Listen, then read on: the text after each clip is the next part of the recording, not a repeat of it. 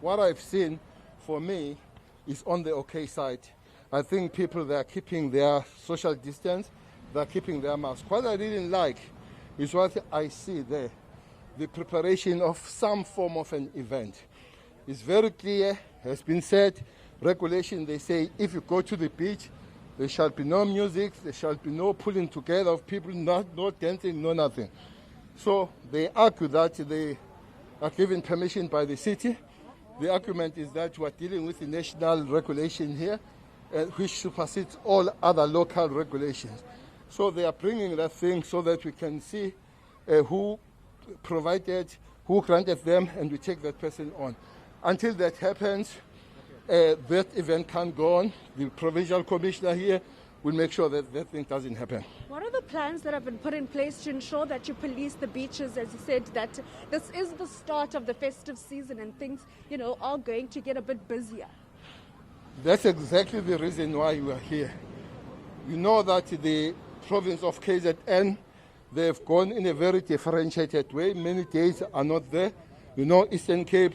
So events and situations like this, they tell us that we have to go back to the NCCC and say that thing is unworkable. That's one reason.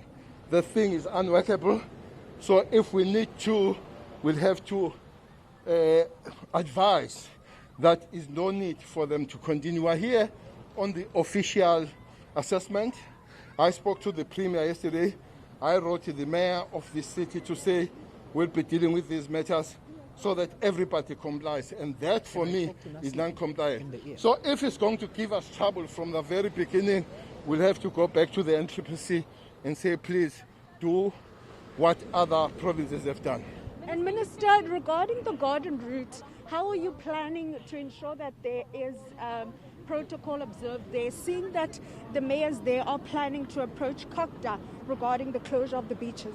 Well, I've heard that they are trying to approach the NCCC. Until then, until NCCC sits down and decides, for now the decision is one, that garden route is shut, as you would like the beaches of Eastern Cape, and as a hotspot, Batman, Garden Route, and which is it, that one? Mandela, those are shut. Until there is a change of decision by the NCCC, it stays closed. What makes Cape Town beaches different from the ones that have been closed today on the public holiday? The provinces have been also involved in decision making on these matters. For instance, the Eastern Cape did make a request to say, help us, we are bad. KZN came with their plan of differentiation. Here came with their plan to say they want their beaches open. But the problem, the figures, the last night figures, which happens to be 7,553, 36% of them, they come from this province. That is 2,000 plus. If the province seems to be worse, that is requesting more relaxed conditions. So we have to take that on board. Hence, we're here to make the assessment to say it cannot be the province that is worse off in terms of COVID that is given relaxation. So we'll be sending that in next 24, 48 hours to the NCCC. It meets every Tuesday, but the President said all of us, we must be available to take the decision.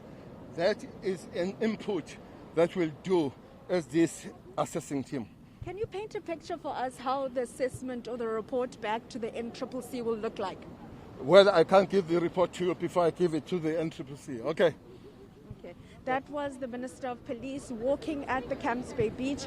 You heard from him saying that he doesn't understand how the province of the Western Cape has asked for relaxation when it comes to the festive season and the opening of beaches, as he said over 30% of the figures of COVID-19 active cases are coming from this very province. However, he did say that he will be reporting to the NCCC in about 48 hours based on the assessment that he has seen, or having engaged with people from the various beaches in Cape Town to the president, including the NCC. Earlier on this morning, he started off at Monwabisi Beach, and